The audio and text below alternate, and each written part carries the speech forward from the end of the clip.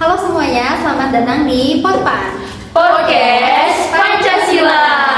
Oke, jadi kami dari kelompok 4 kelas 20 akan membahas mengenai proyek Tapak Liman atau proyek mata kuliah wajib Pancasila.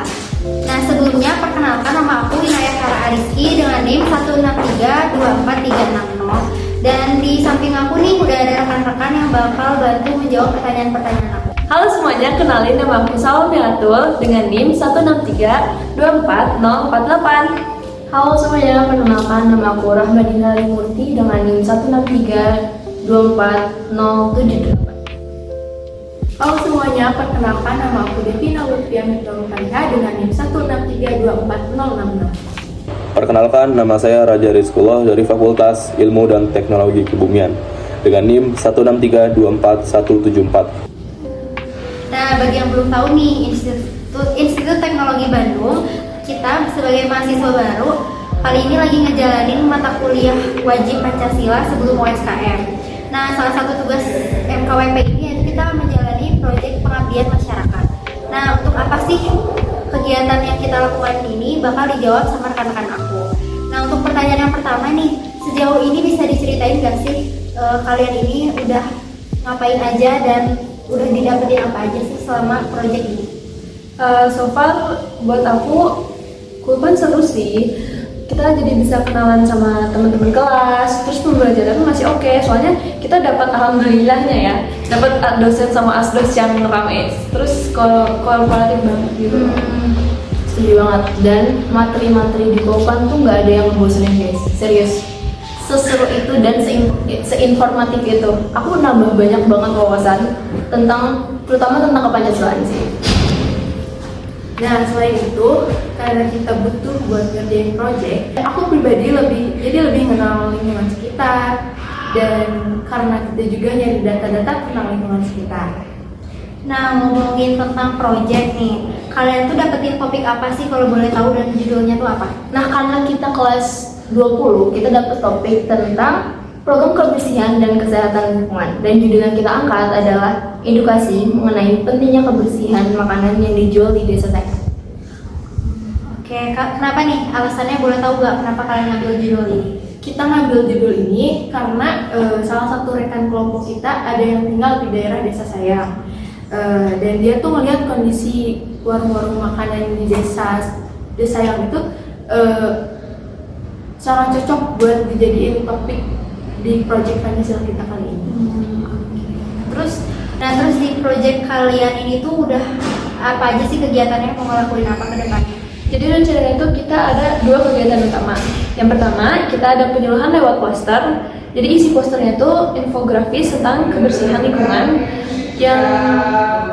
lingkungan kepada kualitas makanan.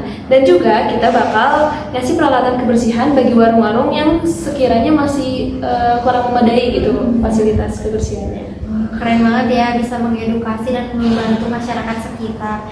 Terus target kalian nih dalam melakukan proyek ini siapa sih targetnya? Jadi target kita dalam proyek kali ini adalah masyarakat sekitar. Kenapa masyarakat sekitar? Karena masyarakat sekitar itu wajib diedukasi. Kenapa? Karena masyarakat sekitar harus tahu seberapa pentingnya kebersihan lingkungan terhadap kualitas makanan. Yang kedua, tentu saja para pedagang di Desa Sayang. Para pedagang di Desa Sayang harus terbuka akan kebersihan makanan yang mereka jual. Kenapa?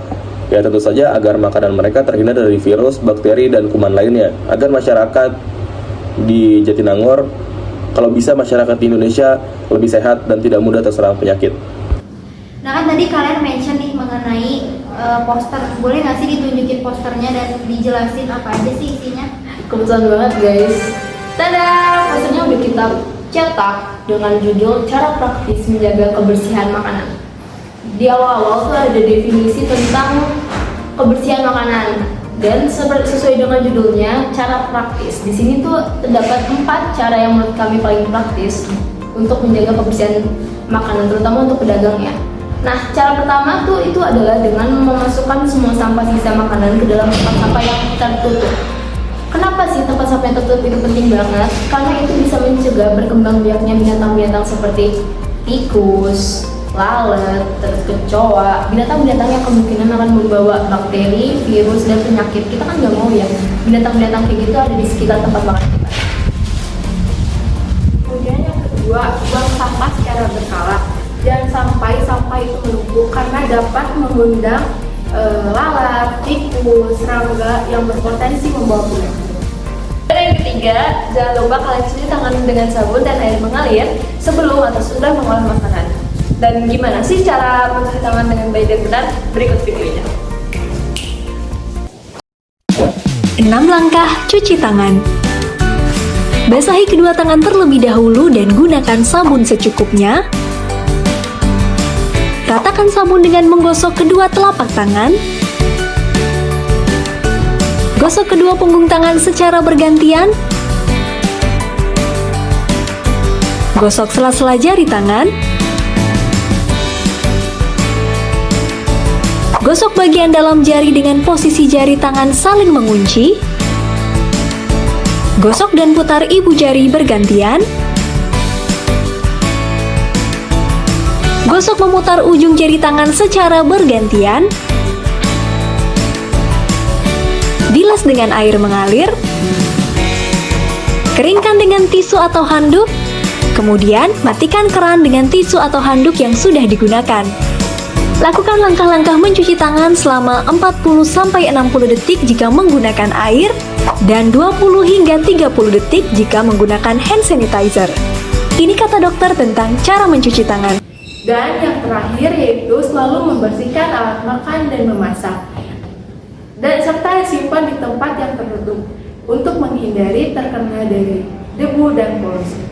Wah, keren banget ya proyek kalian. Semoga bisa direalisasikan ya. Amin. Nah, sekian dari kelompok 4 kelas 20. Atas perhatian yang telah diberikan, kami mengucapkan terima kasih dan salam Pancasila. Salam. Dimanfaatkan